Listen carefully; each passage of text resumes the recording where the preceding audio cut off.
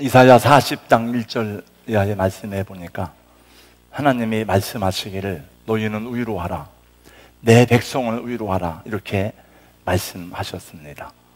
하나님이 여러분의 마음과 심령을 어루만지시고 위로하시기를 주님의 이름으로 축복합니다.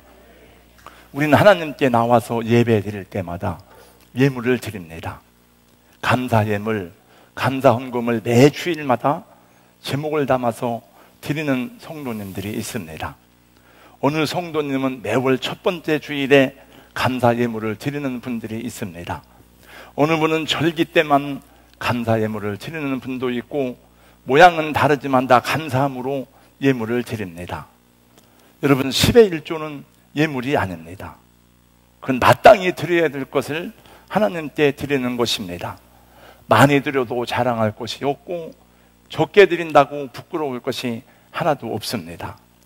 그러나 감사헌금은 자원하여 드리는 예물입니다.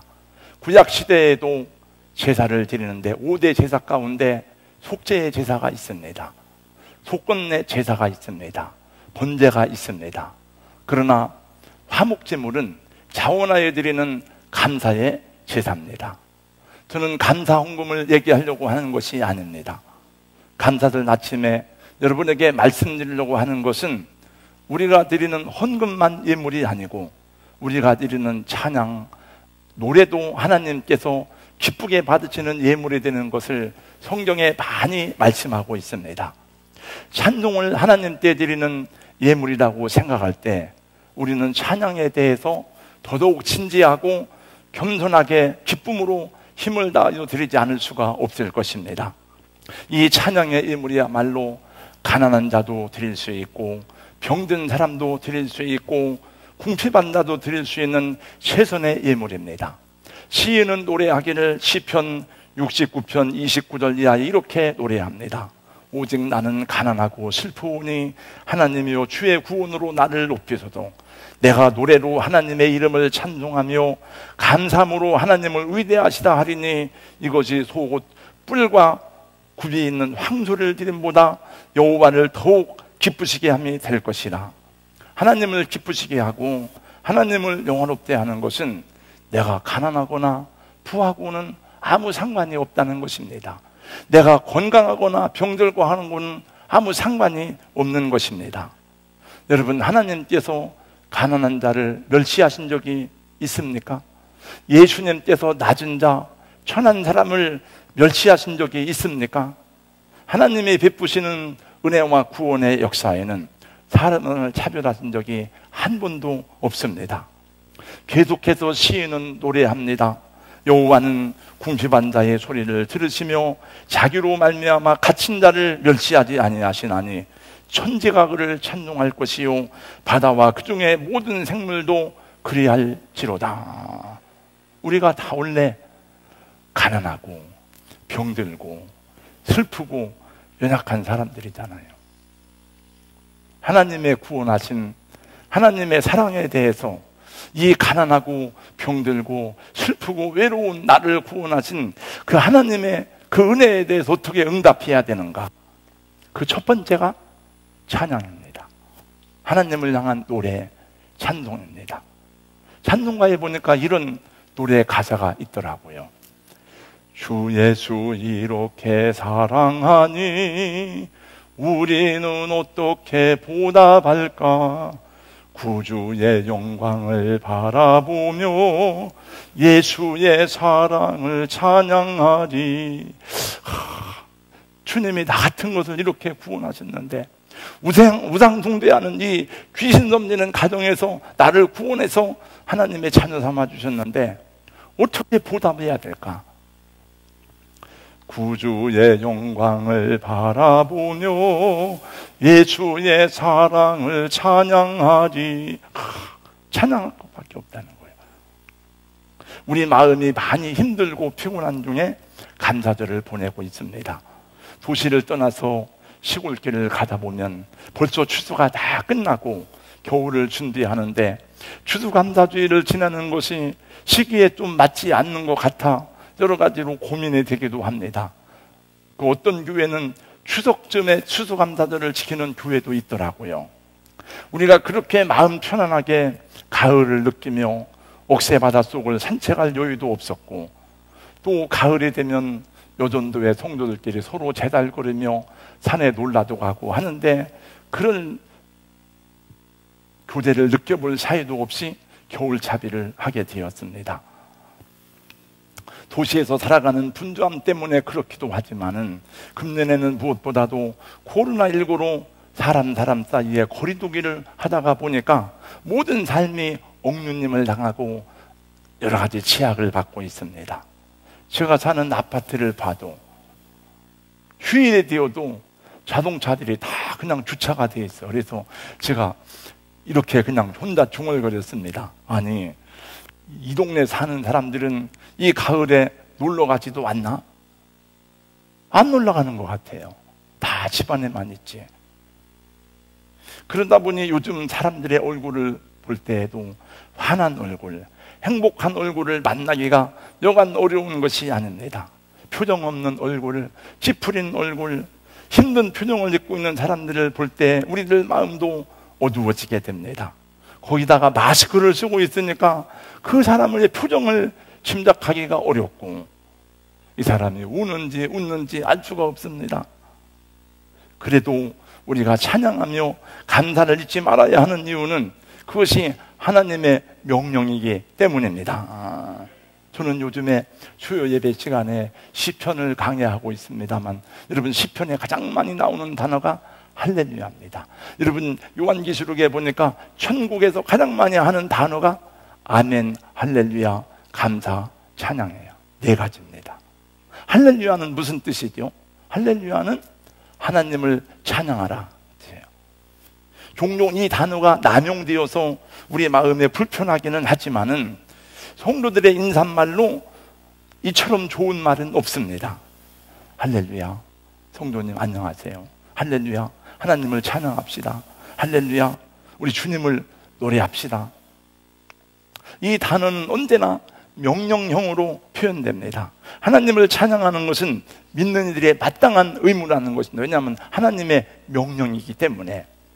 이 단어를 말하고 외치는 순간 우리는 하나님의 임재 앞에 서게 됩니다. 이렇게 죄 많은 세상에 살아가고 우리들도 죄에 오염되어져 있지만, 그럼에도 불구하고 이 단어를 외치고 찬양하는 순간에 하나님의 거룩함 앞에 서게 되는 것입니다. 여러분, 제가 말씀 샤우팅 할 때에도, 말씀 샤우팅에 참여하는 우리 성도님들은 알 거야 아마. 제가 하는 소리를 들어보세요. 제가 그럼 맨 처음에 하는 말이 할렐루야, 2020년 11월 22일 오늘의 말씀은 시편 136편 1절에서 3절입니다. 이렇게 외치고 시작합니다. 하나님을 찬양한다는 할렐루야라는 말에 담긴 뜻은 무엇일까요? 내가 예배해야 될 대상이 누구인지를 제대로 안다는 것입니다. 우리가 신뢰하고 의지해야 할 대상이 누구인지를 바르게 안다는 것입니다. 여러분, 사람들은 병들었을 때에, 돈 떨어졌을 때에, 힘들 때에, 어려운 일 생겼을 때에 유력한 사람들을 찾고 의지합니다. 누가 나를 도와줄 수 있을까? 내가 누구에게 가서 돈을 빌릴 수 있을까? 내가 이 병들었는데 누구에게 가서, 어떤 의사에게 가서 내 몸을 맡길 수 있을까? 내가 이 어려운 일이 있는데 어떤 변호사에게 내 어려운 문제를 의논하고 내 사정을 의뢰할까? 그래서 나에게 도움이 될 사람을 찾아보고 따져봅니다. 그러나 전심으로 하나님을 찬양하는 이들은 정말 의지해야 될 분이 누구인지를 압니다. 내가 누구를 향해서 예배하고, 누구에게 내 온 힘을 다해서 충성하고, 내 온 마음을 다해서 내 열정을 바칠 수 있을까? 그걸 아는 사람이에요. 김현성 시인은 감사하는 마음이라는 시의 마지막 부분에서 이렇게 노래하고 있습니다. 감사하는 마음, 그것은 곧 아는 마음이다. 내가 누구인가를, 그리고 주인이 누구인가를 깊이 아는 마음이다. 여러분, 믿음은 아는 것입니다. 예수님이 말씀했어요. 나를 아는 것이 영생이니라. 예수님이 누구지? 왜 예수를 믿지? 그냥 믿어. 그냥. 그게 아니에요. 우리는 예수님 왜 믿는지, 예수님이 누군지 압니다. 왜 믿음을 가져야 되는지 알아요. 내 삶의 주인이 누구인지를 알 때 우리는 진정한 감사와 찬양을 드릴 수가 있습니다. 제가 캐나다 노키를 여행하는데 여행 가이드가 그런 말을 하더라고요. 아는 것만큼 보입니다. 여러분, 아는 것만큼 보입니다. 오늘 읽은 시편 136편은 제2 할렐지로 이스라엘의 3대 절기, 유월절, 맥주절, 초막절 때 불리웠던 노래입니다.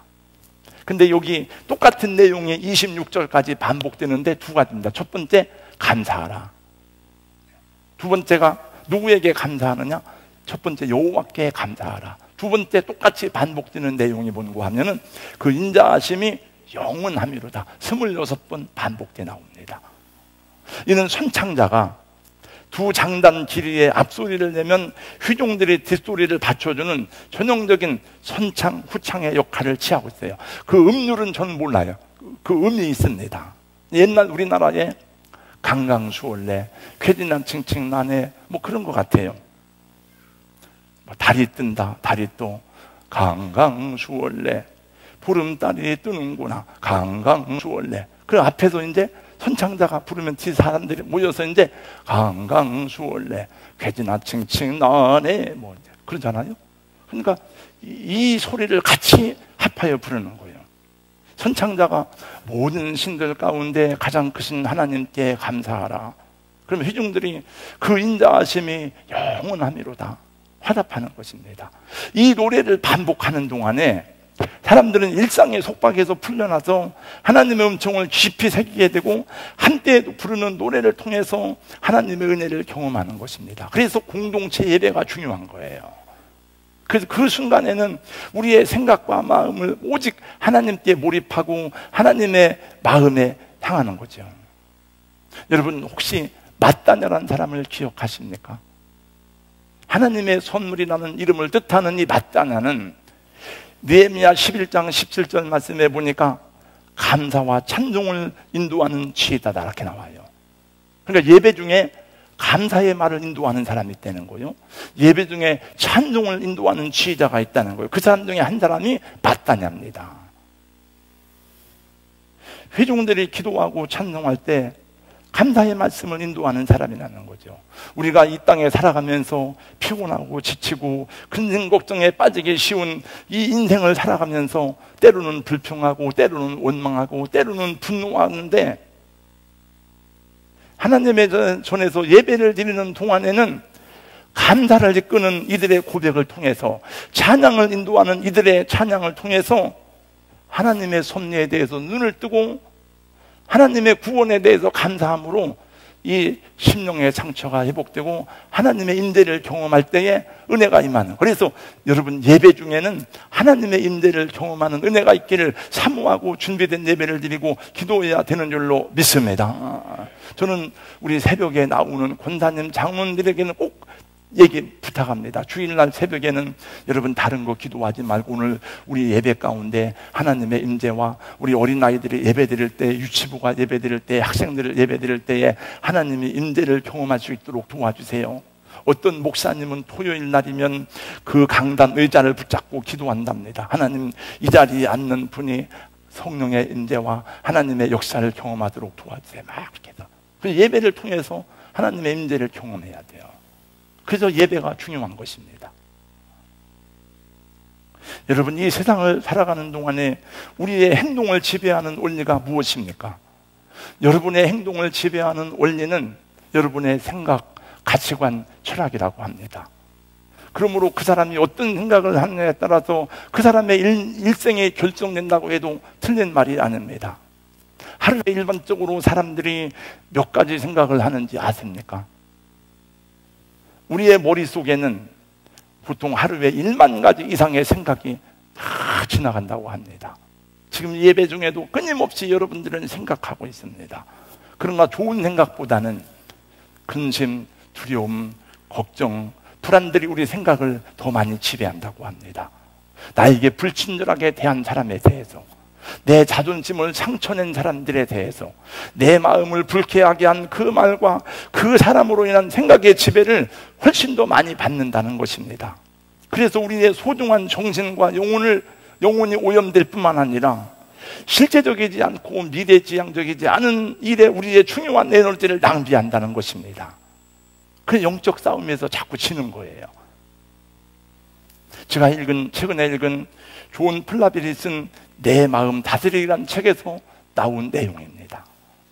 그러므로 우리가 공동체 예배와 찬양과 기도를 통해서 감사의 노래와 찬양을 드리며 하나님의 임재 앞에 서는 일이 얼마나 귀한 일인지 모릅니다.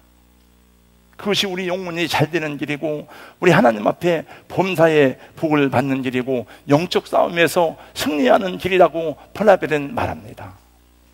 잠언서 4장 23절은 이렇게 말씀합니다. 모든 지킬 만한 것보다 더욱 내 마음을 지키라. 생명의 근원이 이에서 남이니라. 또 빌립보 4장 6절 7절에서는 이렇게 말씀합니다.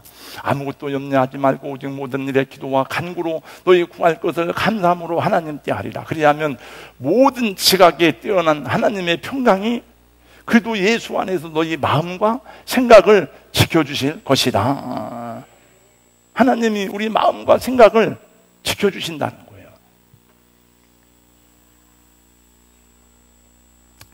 그래서 우리는 늘 기도하고 함께 협력해야 돼요. 네. 주일 낮에도 수요 예배도 여러분 똑같은 예배를 드려도 제 메시지에 음이 다릅니다. 일부 예배를 드릴 때, 2부 예배를 드릴 때, 물론 어느 때는 일부 예배가 더 은혜로울 때도 있지만은 아무래도 사람들이 빈자리가 많으니까 빈자리는 소음 공간이에요. 소음 공간. 허전하게 느껴져요. 사람들도 생각합니다. 왜 안 왔지? 왜 안 보이지? 왜 성가대 하는데 빠졌지? 네. 그래서 나 한 사람만이 예배자가 되는 것이 아니고 내가 예배에 참여함으로 다른 사람들에게 공동체에 함께 더불어서 이 믿음의 승리를 이루는 공동체가 될 수 있는 것입니다. 선창자가 먼저 이렇게 외쳤습니다. 신들 중에 뛰어난 하나님께 감사하라. 주들 중에 뛰어난 주께 감사하라. 신들이라는 말이 우리에게 낯설게 들릴 수가 있습니다. 그러나 고대인들은 신들이 많이 있다고 믿었습니다. 나라마다 섬기는 신들이 다르고 부족마다 섬기는 신이 다르고 신들의 역할이 다 달랐습니다. 전쟁의 신이 있고 다산의 신이 있고 햇빛과 비를 주관하는 신이 있고 지혜의 신이 있고 그 많은 신들 중에 이스라엘의 신 여호와도 신들 중에 하나라고 생각했습니다. 그러나 하나님은 자기 백성들에게 분명하게 계시했습니다. 수에마 이스라엘, 이스라엘아 들으라. 나는 신들 중에 하나가 아니다. 우리 하나님 여호와는 오직 유일한 여호와시니 하나님은 신들 중에 하나가 아니고 천지를 창조하신 유일한 여호와시요 창조주라 하시는 것입니다. 그러므로 하나님이 찬양받기에 합당하신 분이라는 거예요. 시인은 또한 세상을 창조하시고 이 세상에 질서를 부여하신 하나님을 찬양합니다. 5절 이하에 보니까 지혜로 하늘을 지으신 이에게 감사하라. 땅을 물 위에 펴신 이에게 감사하라. 큰 빛들을 지으신 이에게 감사하라. 회중들이 찬양하기를 그 인자하심이 영원하미로다.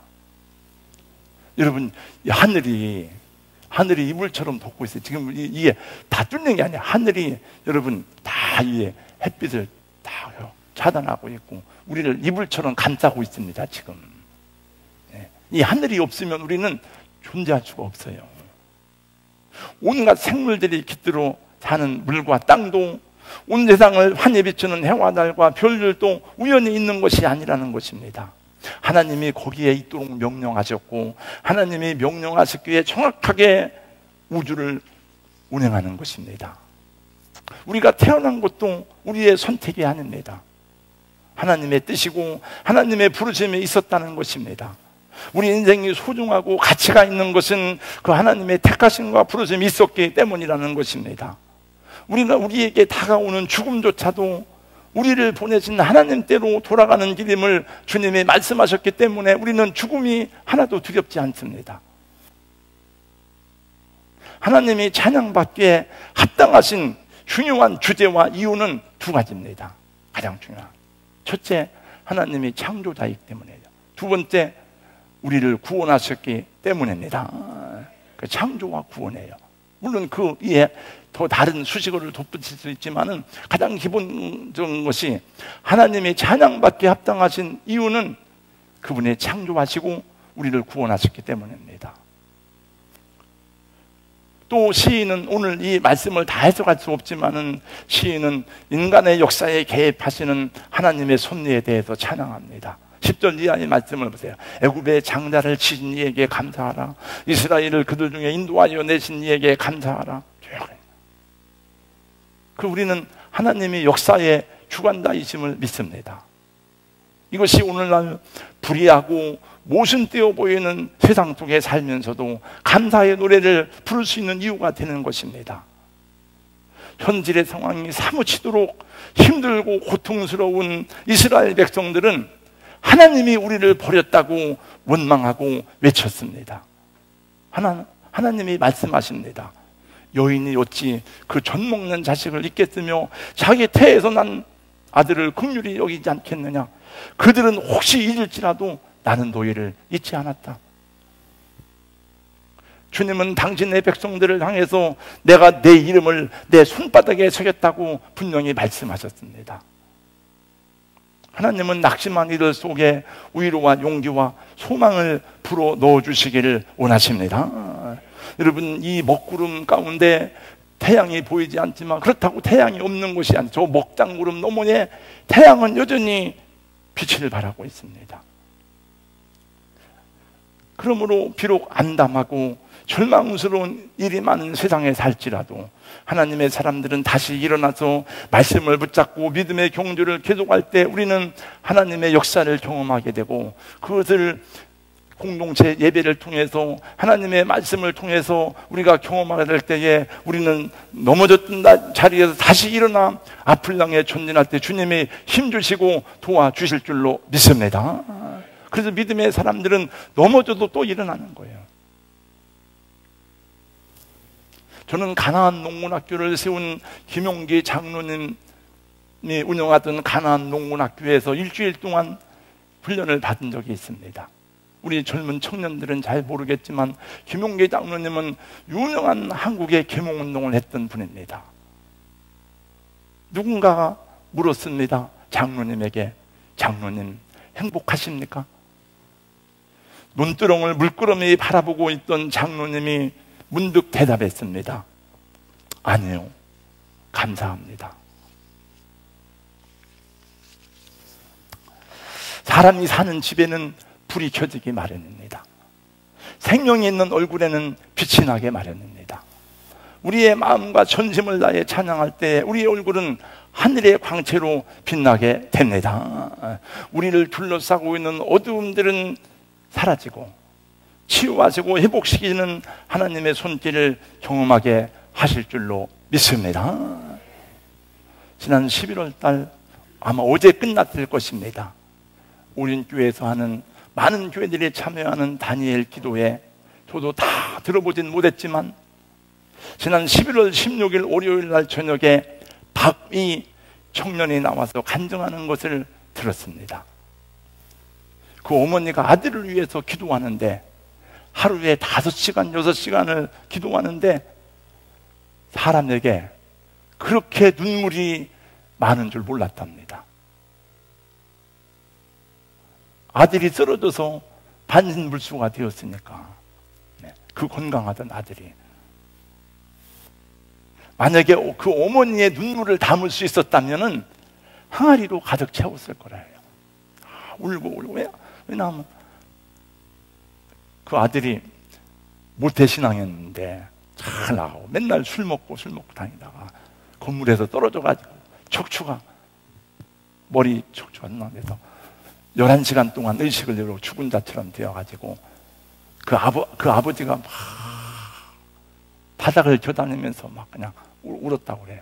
그러니까 온 교회가 기도하고 그 어머니가 눈물로 기도했지. 이제. 그 살아났어요. 그래서 이 청년이 하는 말이, 아까 사진 봤죠? 숨쉬고 호흡하는 게 기적인 줄 이제 알았습니다. 먹고 살아간다는 것이 기적인 줄 이제 알았습니다. 여러분, 지혜로운 사람은 다른 사람 보고 깨닫는 거예요. 아, 저렇게 살면 안 되는구나. 저렇게 하면 죽는구나. 여러분, 왜 꼭 죽었다 살아나야 그걸 경험합니까? 네. 여러분들은 지혜로우니까 그런 걸 다 매맞아보고 경험하지 말고, 매맞기 전에 아, 저렇게 살면 안 되는구나 깨달으면 여러분 더 복된 사람이 될 줄로 믿습니다. 건강할 때, 자유스러울 때, 잘 나갈 때 여러분 깨닫고 하세요. 우리가 추수감사주의를 지키는 것은 모든 것이 풍성하고 잘 되어서 추수감사주의를 지키는 것이 아닙니다. 하나님의 인자하심과 이 어려움 중에도 하나님의 은혜가 있기 때문에 그런 거죠. 하나님의 부름을 받은 인생이기 때문입니다. 우리도 슬프고 아프고 수치스러운 일이 많지만은 예수님은 여러분보다 더 많이 세상의 아픔과 슬픔과 부끄러움과 모순과 불의를 온 인격적으로 온 몸에 담고 살아가면서도 스스로 비춰내지 않았습니다. 나는 하나님의 아들이다. 나는 하늘에서 왔다. 여러분, 스스로 비굴해지지 마시고 비춰내지지 않기를 주님의 이름으로 축원합니다. 나는 하나님의 아들이다. 제가 얘기했잖아요. 저 먹을 게 다 떨어졌어도 어디 가서 구걸 안 했습니다. 저는 나는 하나님의 종이다. 나는 목사다. 내게 주어진 생애가 하나님의 은총이고 선물임을 깨닫는 사람은 늘 감사하며 살아가게 될 것입니다. 여러분, 살다 보면 흐린 날도 있고 맑은 날도 있습니다. 행복한 날도 있지만 슬픈 날도 많습니다. 성공과 기쁨으로 충만한 날도 있지만 좌절 속에서 실패하고 괴로움과 낭망 속에 신음할 때도 있습니다. 그러나 하나님의 사람은 하나님을 신뢰함으로 믿음으로 살아간다면 이것이 분명합니다. 로마서 8장 28절, 하나님을 사랑하는 자 곧 그 뜻대로 부르심을 입은 자들에게는 모든 것이 합력하여 선을 이루느니라. 할렐루야. 마지막으로 시편 50편 23절을 다 같이 큰 소리로 함께 외치고 마치겠습니다. 다 같이요. 시작. 감사로 제사를 드리는 자가 나를 영화롭게 하나니 그의 행위를 옳게 하는 자에게 내가 하나님의 구원을 보이리라. 아멘. 기도합니다. 사랑의 주님, 감사합니다. 어떤 환경, 어떤 상황 속에서도 하나님의 은혜 안에서 감사하며 찬양하는 우리 성도님들이 되게 하여 주시옵소서. 우리가 살아가는 오늘의 삶이 어느 때보다도 IMF보다도 더 어려운 때입니다. 인내와 절제, 위로와 격려가 필요한 때임을 알고 있습니다. 오직 말씀으로 우리 마음과 생각이 지배를 받게 하여 주시고 성령 안에서 감사와 찬양이 회복되게 하여 주시옵소서. 우리 이후에도 우리 모든 성도들이 진실한 예배자가 되게 하시고 개인의 은혜와 축복을 뛰어넘어 공동체 안에서 모든 성도들이 하나님의 함께하심을 경험하는 우리 교회와 성도들이 되게 하여 주시옵소서. 예수님 이름으로 기도하옵나이다. 아멘.